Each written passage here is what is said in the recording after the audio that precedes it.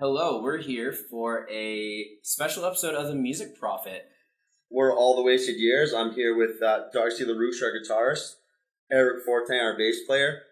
Stephane Gaudet, our drummer, couldn't make it because he went to a Jonas Brothers concert last night. And I'm Nathan Radey, vocals and guitar. Awesome. So, I guess you guys are coming into Sudbury for the Poutinefest, but you've been touring around a lot this summer, haven't you? Not so much this summer. It was kind of a slow summer for us. We actually went to Toronto and recorded another album, which will be released next year, early.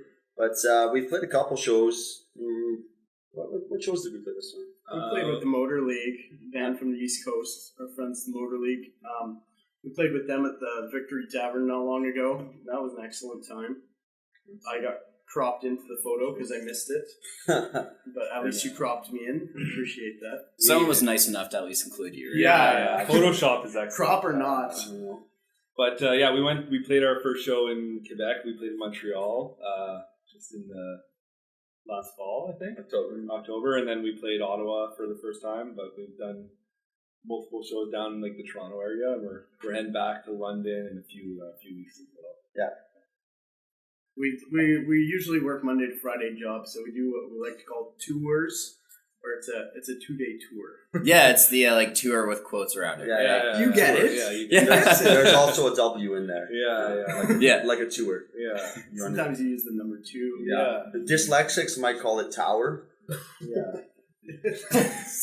That's your choice. Yeah. But I think that's a really good point that you mentioned, because a lot of bands do things like that where they play shows on the weekends and they call it a tour, or it's like a 26-week tour, but it's just a Friday, Saturday show every weekend. Oh, right. Yeah. No, that's exactly it. Well, that's where we're at in our careers and stuff right now. We're not a full-time band, so we just we do it for fun, and keep putting out music out there. Hopefully people keep listening, and it's a good time.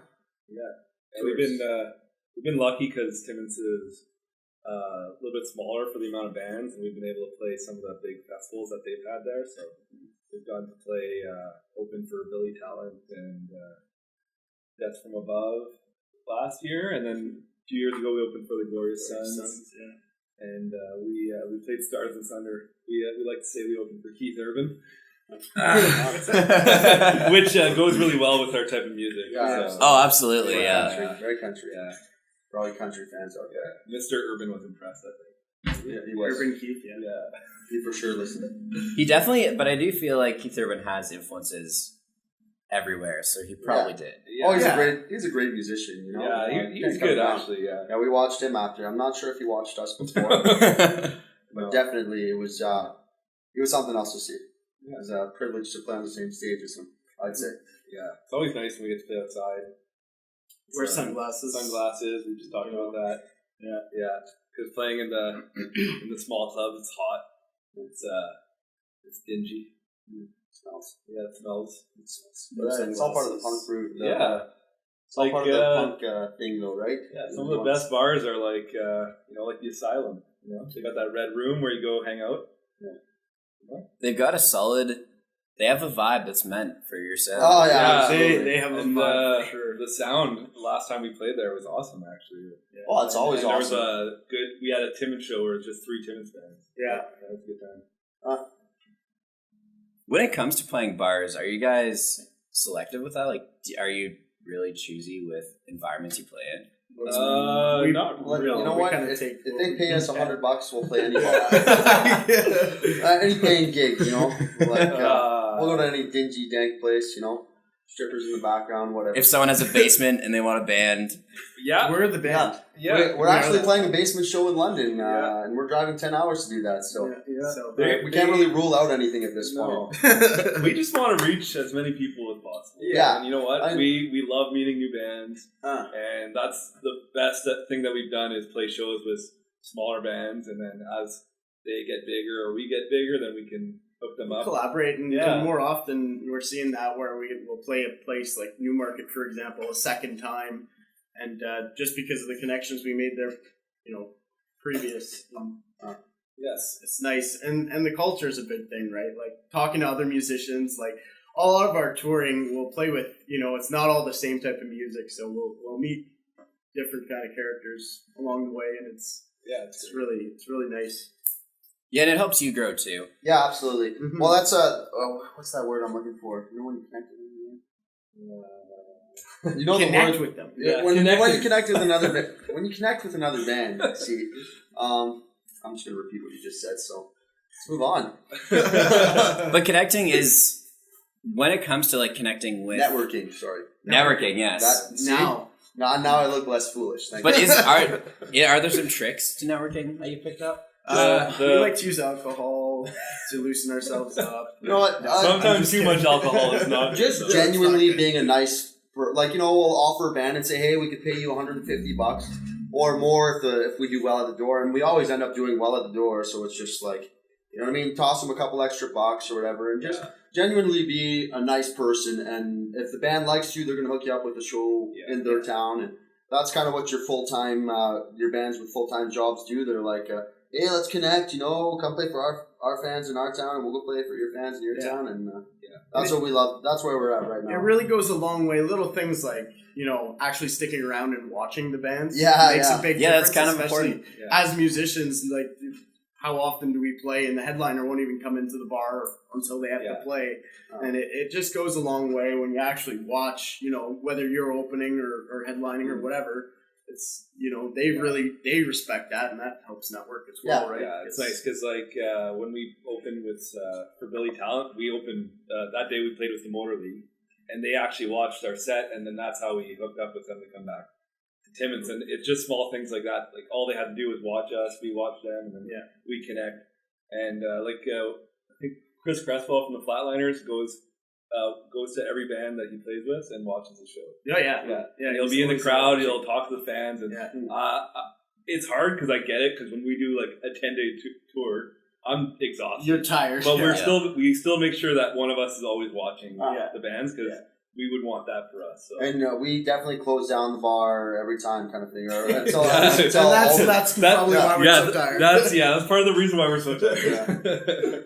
But we just stay to watch the other bands and all that. Yeah, it goes a long way. Yeah, it's all respect, right? Because then other bands and other singers see you there in the audience. Yeah, exactly. And they actually realize that you still care. Yeah, besides just getting paid. And even though we're out of shape and old, we still like to get a mosh pit going for the other bands. We're usually in the mosh. Yeah. Sometimes it takes some... someone has to start it, but... We're the pit dads. Yeah, we're the dads of the pit. People know. They see the glare off our balls.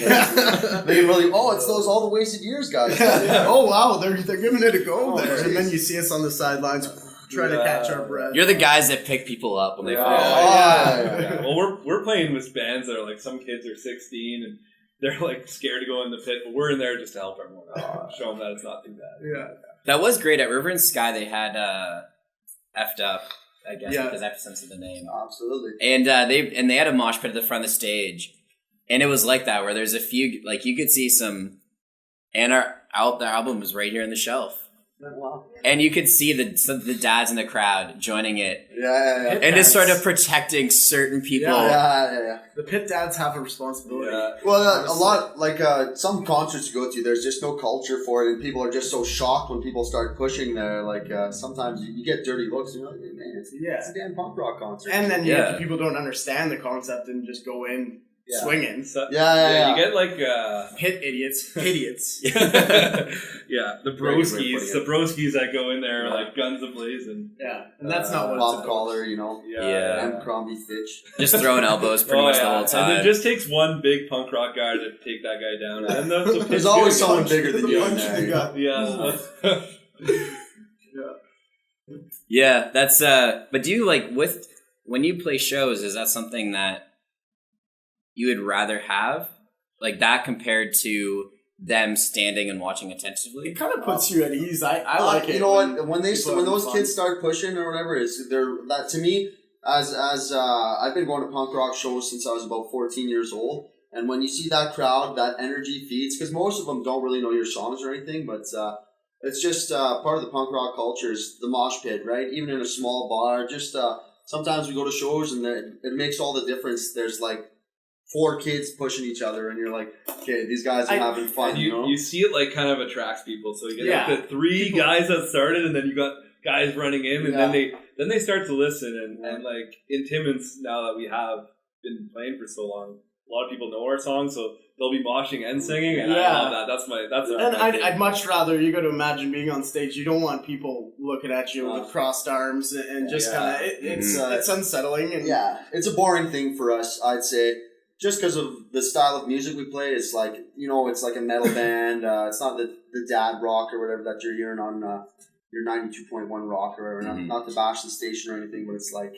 it's just not that style, No, exactly. So we're more like, our influences are more like Bad Religion, NOFX, and you go to one of those concerts and everyone's just, you know what I mean, crowd surfing, pushing, and that's just amps us up more than anything and puts a smile on our face seeing...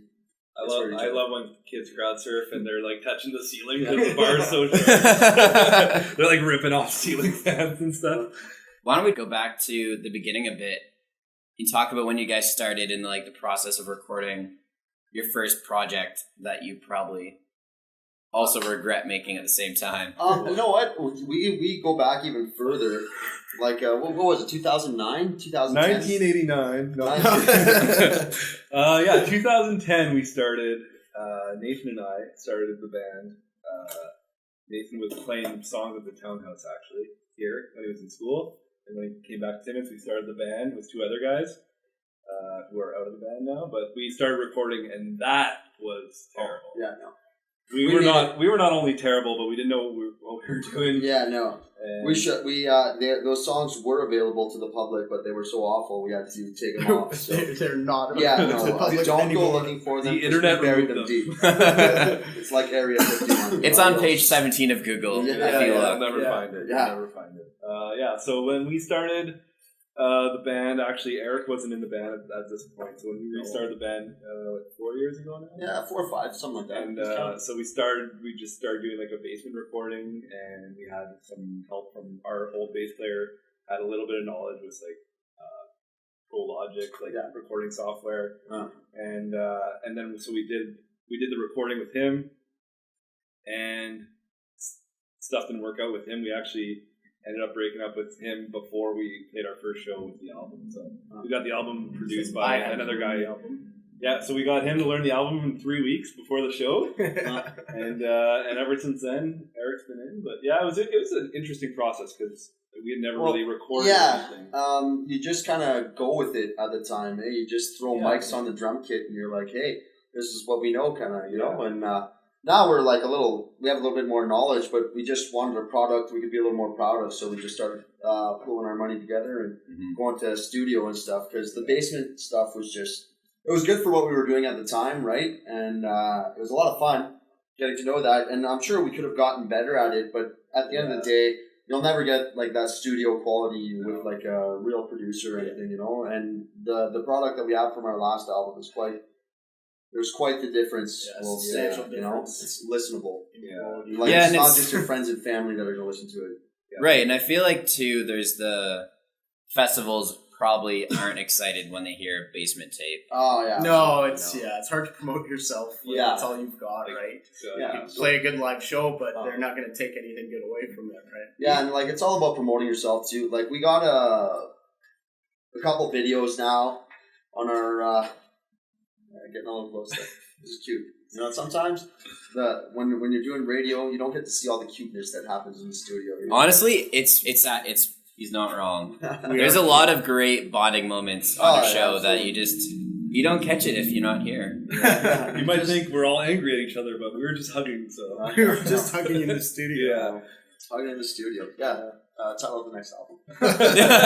But that is when it comes to friendship, though. Which is kind of what you're touching on too. Has the band changed that? Absolutely. You know what? It's hard to be in a band with guys you don't get along with, and the 4 guys we have now are like the closest our band's ever been, kind of thing. You know, so it just makes everything great. Like we practice in my basement, so I have a jam room, and we practice for shows, and that's probably like one of the most fun things I do. And when we all get together, have some beers or whatever it is, just hanging out. We always crack jokes and it's a great time. It's actually, it's kind of hard to get work done. So we actually have to separate in groups. So like, I'm like, hey, we need to book shows, or we need to do this, we need to work on the video. And then if the four of us are together, it's just memes and jokes, and then we never get anything done. And now Darcy has a pool. So now we do pool parties. I was in the pool. Yeah, we had a meeting and he was in the pool. So now we separate. Usually Nathan and I take care of the work. And we let Eric and Stephane do some memes. So yeah, we fool around. But no, to answer your question, it's tough being in a band with people that you don't get along with as opposed to being in a band with your friends. And that's why I think the 4 members we have now, the only way is if somebody gets like some job somewhere out in BC or whatever. Could even be anywhere else. As a kid. Oh no. But once parenthood kicks in, that changes things too. It's rule number 1: no dads in the band. We got to be a dad rock band. We're gonna have to change. You can look like a dad all you want. But you just can't have the children. We are rocking the dad bod. Well, we do have dad bods. That's another thing you can't see on the radio. I mean, also like you have the Dropkick Murphy shirt on, which sort of goes with like your average over 30 dad rock. Yeah. This guy knows me better than I know myself. I did pick this up at a West 49. Oh shit! Oh no! It was $5. The place where all the best band merch is bought. Yeah, exactly. A West 49. Steph and I bought the same one. I think we were Hot Topic, West 49. This is where I get my merch. Yeah, between shows, I think. To be fair, I do a lot of my clothes shopping at concerts. Is that where you got that one? Yeah, see, we played with them. Remember the roof collapse? Oh, that's true. So there's a venue in town in Timmins. It's just closed. Yeah, I was gonna ask anyway, so it's fine. And it just closed, but the guys, they were good guys that ran it, and we played a lot of shows there. I don't know, maybe 20, 25 shows. Anyways, it was just fully renovated and turned into a hair salon, and it happens to be the hairdresser I go to. So yesterday I went to what was the working class for a haircut. So it's, how do you like it? That looks great. You can't see this on the radio, but too I'm much in that one spot. But the working class was a great spot. It's comparable to your Asylum here. It was a really punk rock feeling bar, and we were sad to see it go. So that's kind of changed things for us in Timmins a little bit too, because we don't have as many bands coming through. They don't have anywhere to go, and the guys who own the working class were also promoters. Expand on the Timmins music scene, because people in Sudbury, actually I think anywhere, don't realize how much potential is in Timmins for bands and music. You know what? Since the working class closed, it's a little harder because this new bar that you have to play at, you have to pay a sound guy and all that stuff, and the other bar had their own PA system and they did their own sound, so that was a little easier. But when that bar was kicking, there was shows probably about 2-3 times a month, but it's all about connecting with the right band, and then the kids will go out. But I don't think the scene's dead by any means, but it has slowed down a bit since the working class is closed. Yeah. But definitely, you know what? If you just have the right people to play with, then you could actually have a really good turnout. Yeah. The one thing that's good about the new venue that we're playing at is that the capacity is about almost 3 times. Yeah. So the working class, we were always selling it out, and it's sold out at like 80 people, including bands, staff. So it's kind of annoying that our friends were like, "What?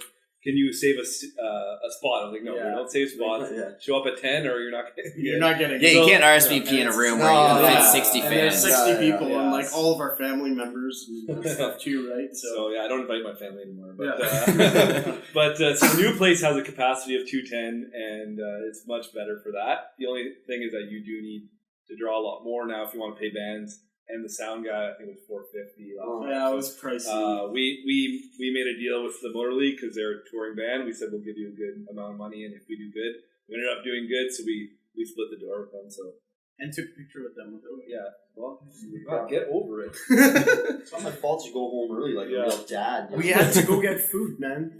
Sorry. Oh my God. But that is a major problem, right? Like the sound techs are not cheap. No. Some bands just.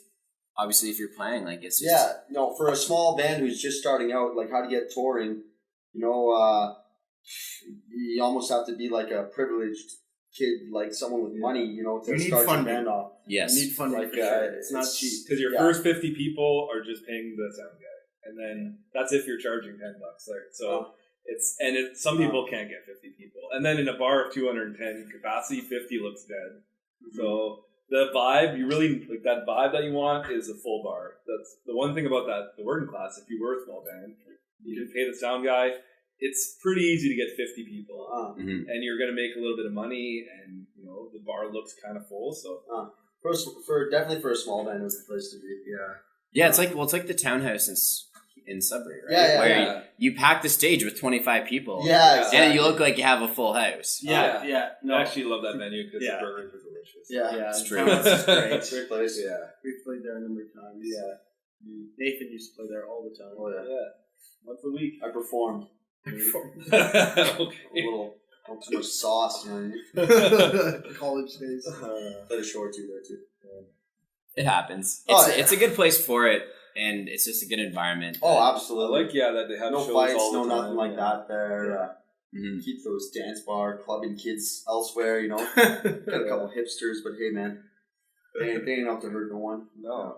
They just want to have fun too. They like burgers and everyone wants IPA, that the fun. vegan burger and an IPA. That's what I always say.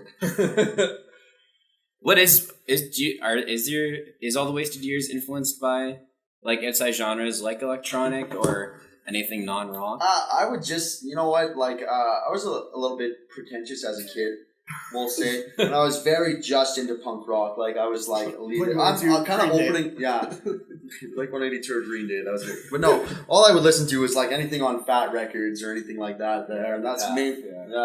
If it was like one of those bands, I was like, oh, I'm super into it. But then anything that was like on Much Music, I'd be like, they're sellouts. You know what I mean? And then growing up, you realize like the ultimate goal to start a band is to make money. You know, like these bands aren't selling out. They're all just, sellouts. really, you know. But yeah, no. So our first album was definitely influenced mostly by punk rock music, and well, I'd even say all punk rock music. You know. Nothing too mainstream or anything like that, but our next one coming out, it's very similar, but you can tell we're kind of branching out a little more. Yeah, more alt rock stuff. Yeah. And like As we get older. we listen to a lot of different bands now. And Yeah. like, I love like the punk rock guys that switch and do folk music on the side because I love that stuff. The thing, even like you can only do so much with punk music, right? You're throwing 4 chords on there, and you can put a little riff behind it, but then it's the same thing being done over and over. You can only say the same words so many times too, right? So you want to branch out and grow a little as well without alienating your fans at the same time. But the nice thing is we don't really have any fans, so we could That works change great. whatever we want, right? And that's completely true for a lot of art in general. But if you stick with if you stay in your lane for so long. You'll always have the haters that say like, they changed too much from their last album, or they just put out the same album 10 times. You know, like what's nice for us is we could stay happy by just putting out whatever we want to put out, because at the end of the day, music isn't what makes me money, right? Like my full-time job makes me money, and if you don't like our music, well. And Nathan's a very good mill rate. So he doesn't need music to keep him He going. can swing a hammer. He's a very good mill rate. He's got a lot of hammers. But what do you guys do where do you work besides music? Build mines. Yeah, very much. Yeah, two electricians, a financial planner, and a millwright. Yeah. Who do you think the financial planner is? Well, Timmins is a lot like Sudbury, right? Mining community. So yeah, we make the money, and then he manages the money. I mean, it's kind of a benefit. You have an accountant. Takes a lion's share of our earnings. You know? Yeah, I'm either. Some days I'm a lawyer. Some days I'm an accountant. They really don't know what I do.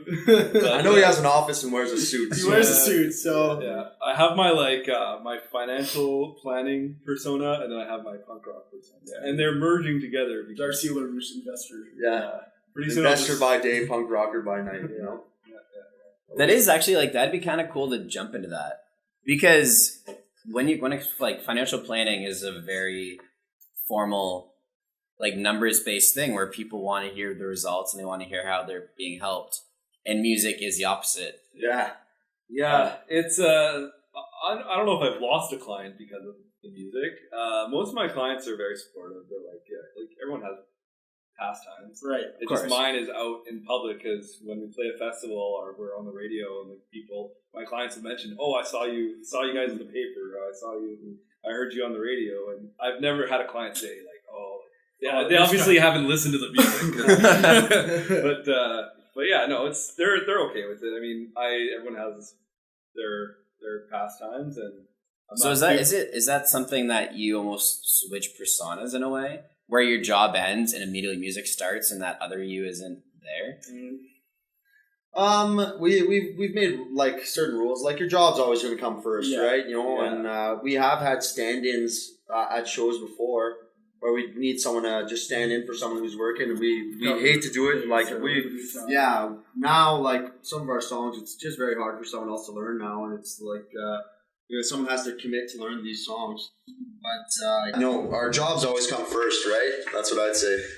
Yeah, work is, because in the end, if you're not doing it to get paid, and if it's not a full-time thing. Exactly. Yeah. What pays the bills is what's most important to us, and we'd never say like, hey man, you can't make this show, you're out of the band, right? No, that's never been a thing. Family and work comes first. Right. Music is definitely like on my list. I don't know about these boys. I know it's pretty high for them too, but it's my third biggest priority kind of thing, you know, I'd say so. What about your dog? Oh, I love my dog, never mind. So that's the fourth biggest. Yeah. Oh, he's family. He's family. Oh, Nathan shaved his dog and he's so ugly right now. We're starting to go fun. We're talking about music, boys. Radio music. Yeah, the dog is another show. Yeah, that's a whole podcast on its own. We don't have time to get into that. Thank you very much. You could also do one on my cat if you want. But balance is important though. Yeah, absolutely. Because that is actually touching on the balance and absolutely. Family versus friends versus music. And the understanding is, I think, a part of why the lineup has stayed the same for so long. We can manage it because obviously we understand that we all have different priorities in life, right? And I think like as far as we've been now, we've had some years that are busier, some years that are a little slower. And this year, the fact that we did an album kind of slows things down for the touring and shows, right? Because when you do something like that takes up 4 weeks of your year. And being a guy like who doesn't like get a ton of vacation, we're still young, right, or whatever.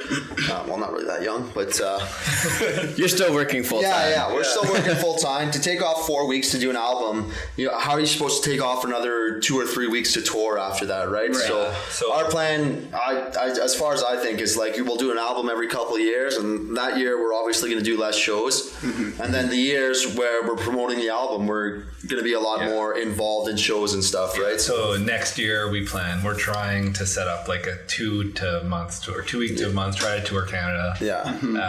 And just start with proving itself difficult. It is very difficult. You when there's no one. Exactly. So that's part of it. But since we've done favors for other bands, sometimes it'll come back. So we're kind of working on stuff, but we have nothing that we can. Not like concrete yet. Yeah. But it's still a year away. Yeah. What is that process like? Trying to book gigs that are out of Ontario, even. Take the form, man. So I write music, all right? It's very difficult. So when I'll message bands that we've played with, and I'll say, hey, do you know anyone that's doing a show? They need a band. Like, we have no draw in that city. So does anyone really want to take us on? Probably not. So what I was able to do for Montreal was I was able to book a bar and then get 2 local bands to come. And we had about a dozen people we knew that were able to come to the show. Yeah, that live in the area. And then we had 2 guys in penguin costumes on the street that were getting people to come in. So our singer and our ex-hype man. He might be a hype man again one day. Yeah, he's currently fired. He's on probation right now, but that's another story. Not for the radio. No. It's not a problem. But they're in penguin suits. They're getting people in, and we actually had a pretty full show in Montreal. It was fun. For having no draw except for like maybe 10 friends that we knew. Yeah. And people from it was that one was great. Ottawa as well, same thing. Pay the bar, $150. And if you guys can get enough people in, you'll make money. So that was the same thing. That was funny too, because it was a venue in Ottawa that was also having a show on the lower floor, and we were playing on the higher floor.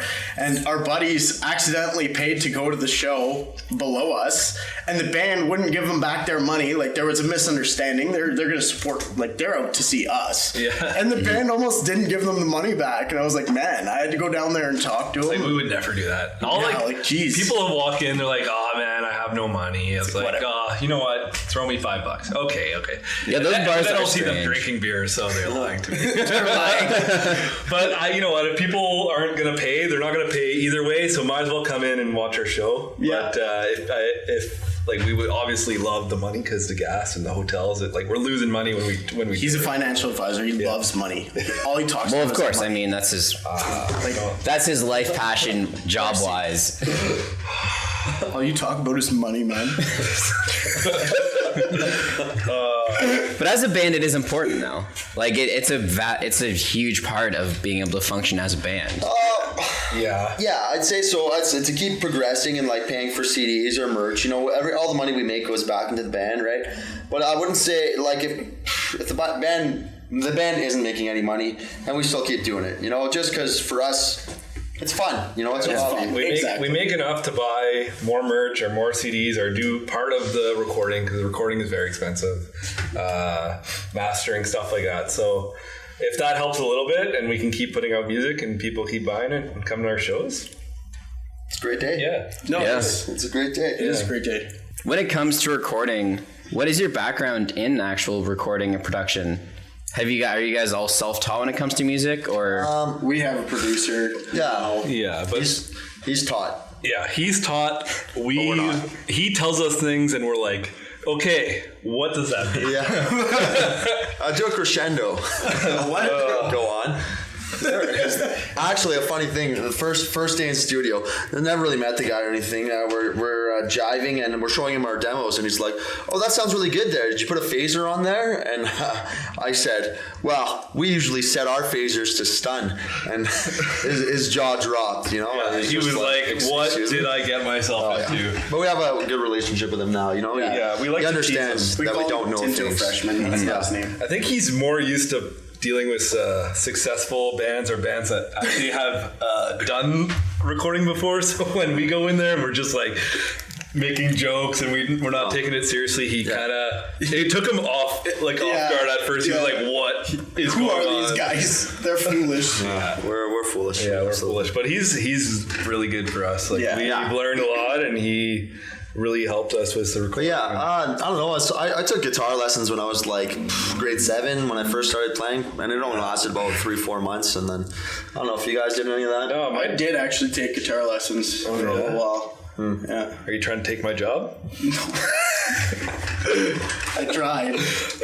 No, my dad had guitars because he was in a local cover band called the Soul Benders. Nice. They used to bend the souls. Yeah. Timmins. Our drummer has been he took lessons from like 6 years old to. Oh, yeah. Did he? And he's actually. Oh, yeah. What a poser. He's probably the best musician in the band. so he definitely has His talent. mom still has a photo of him, and he's like 6 years old on the drum kit. Oh, she yeah. takes it out and puts it down when we go over for dinner. Oh yeah, absolutely. Oh yeah, that's so funny. I gotta go for dinner. every meal. Every meal. Oh, yeah, it's- Breakfast, lunch, supper. She's just taking it out. They're very proud of us. Oh yeah, they are. As far as parents go, they go to the most The shows. drummer's parents are very supportive. Oh, absolutely. Like any show in Ontario, there's 5 to 6 cadets there for sure. Yeah. It's, No, it's awesome. actually Just when I thought Ottawa would only have Jeremiah, boom, it's their aunt's birthday. And Yeah, 16 yeah, cadets. yeah. Yeah, it was wild. No, they're very supportive. They are and awesome our drummer's dad actually drove us around for 10 straight days on tour. Man, now I miss him again. Oh, that was great because we didn't have to worry about if we wanted to have a beer. Although we did. And we did. Actually, Nathan. No, didn't. Nathan was sober Nathan was that sober that tour. I was going through things. Yeah. But his things are over, so. Sometimes it's good. So he's off the wagon again. Oh yeah, no, I'm an alcoholic, full blown. But that support is nice. Like having the family and friends that can carry a lot of the weight and spare you guys absolutely. that. Yeah. Yeah, no, it's good. They'll never tell you suck, but they'll be there. Yeah. They will. My mom is really famous for coming to our shows with her iPad and going, but she doesn't understand mosh pits either, but she's standing right in the middle of the mosh with her iPad filming me. And so some of my other buddies kind of try and protect her, and she doesn't know what's going on. She did not comprehend the mosh pit. That's the support, though. You know. But yet she's committed. She's there holding. She wanted that her picture. iPad She got that picture to the mosh pit. She did get. She got that picture Just she wanted. video, just mom. And those moments are honestly the best part about some concerts. When you see someone trying to get footage, but it's in the most awkward location in front of a stage. Yeah. Yeah. Oh yeah, it was a good time. One of the best times I've ever had. Yeah. What are some places that you guys see yourself touring in? Like, what are some cities that you want to jump into? I want to go out to the East Coast next year. East Coast would be cool. We have a connection with the Motor League, like we were saying, and they said anytime we want to go, they'll try to work something out with us, either with them or another band. Yeah. And, like, for us, it's more of a vacation, and it's nice. We get to play a show in the evening, and we get to tour the town, and check out some breweries or go skateboarding in Dollarama. Yeah. That was nice. Yeah, that was nice. That was a good skate park. I got kicked out of Dollarama for sure that time. For sure. Yeah, if you're skateboarding in it, that would do it. It's the wrong spot. Yeah. You didn't have the right crowd that time. No. They were not impressed. Oh, no. You didn't get lucky to have the one employee that loves to skate. Yeah, I know. Look at this guy. Yo, let's play a game of skate right now. I'm on break. Love this Dollarama. When it comes to restaurants, though, when you travel, are you selective, or are you the type of band that will just go to anything that serves food? We've eaten pretty much everywhere. Yeah. One of my favorites was actually it's called Doors Metal Bar and Taco. That place in Hamilton. That was actually we were playing upstairs, and this is like an old house from like the 1800s, and that's been converted into a bar in the basement and like kind of a show spot upstairs. And we're like, oh, they serve tacos, and we're like, ooh, it doesn't look like the place you want to buy it's like tacos. a black metal bar. But man, were those Antaídos so good? It was a very good Mexican metal bar. Yeah, it was awesome. You don't see a lot of those. No, you don't see them. And the room had great sound because it was like the way it was shaped. It was so cool. It was a fun show. It was definitely a fun show. Yeah. Weird, very hot, sweaty. But usually we just go to like whatever's the closest place to eat, because we were staying in a hotel that had like a restaurant, and we just ate there 3 times. We look picky, you know what I'm saying? But it would be convenient though too. You can just eat at the hotel and then go to your show. Yeah, and it's quick, right?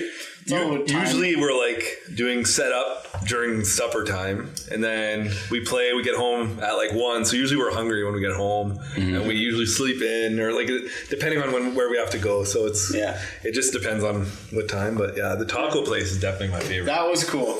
Swartz was a classic in Montreal. Oh, Schwartz's Deli, that was good. That was right across the bar. Our producer says that what was that place? Halal Guys is the best. Oh yeah, in Toronto, Halal Guys. You know, I think Osmo's is better, and I'll put that on the record. So well, this is the radio. It's official now. Yeah, that was live. So I thought we were a halal band, but apparently not. You know? Halal Guys was really good too. I have some places I need to be anyway. That's a great band name. Halal Guys. It would be that. We gotta roll. It's been fun, right? We actually do have to go play a show. We gotta go get prize. So talk about the show and where we can find you online and promote your album and such. I'll do it. He's Darcy's press.